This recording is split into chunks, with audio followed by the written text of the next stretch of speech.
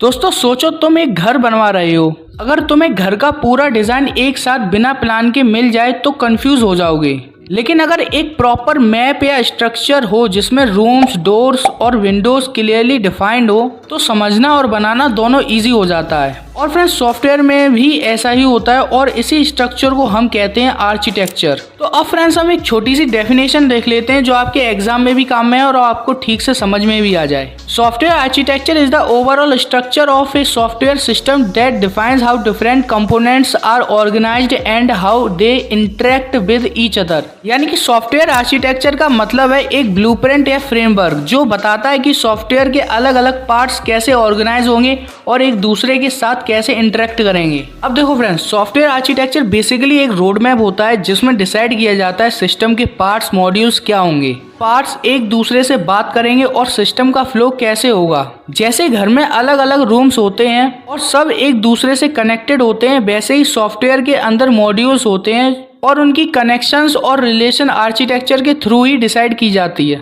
और दोस्तों good architecture बनाने से software clear, easy to maintain और फ्यूचर के लिए स्केलेबल बन जाता है। अब फ्रेंड्स बात करते हैं टाइप्स ऑफ सॉफ्टवेयर आर्किटेक्चर की, जिसमें से फर्स्ट टाइप आता है monolithic architecture. All components of the software are combined in a single unit. मतलब पूरा सॉफ्टवेयर एक ही जगह पे टाइटली कनेक्टेड होता है। एग्जाम्पल के लिए फ्रेंड्स ओल्ड ट्रेडिशनल एप्लीकेशन जिसमें सब कुछ एक ही प्रोग्राम में होता है। अब फ्रेंड्स सेकंड टाइप है layered architecture. System is divided into layers where each layer has specific responsibility. मतलब सॉफ्टवेयर को अलग अलग लेयर्स में तोड़ दिया जाता है, जैसे presentation layer, business layer, database layer. Example के लिए फ्रेंड्स जैसे बैंकिंग सॉफ्टवेयर जहां एक लेयर यूजर इंटरफेस के लिए होती है और एक लेयर बिजनेस रूल्स के लिए और एक लेयर डेटाबेस के लिए। अब फ्रेंड्स थर्ड टाइप है client server architecture. System is divided into two parts, client user side and server data processing side. मतलब यूजर क्लाइंट के थ्रू रिक्वेस्ट भेजता है और सर्वर उस रिक्वेस्ट को प्रोसेस करके रिस्पॉन्स देता है। एग्जाम्पल के लिए फ्रेंड्स वेबसाइट और मोबाइल ऐप जिसमें क्लाइंट यूजर है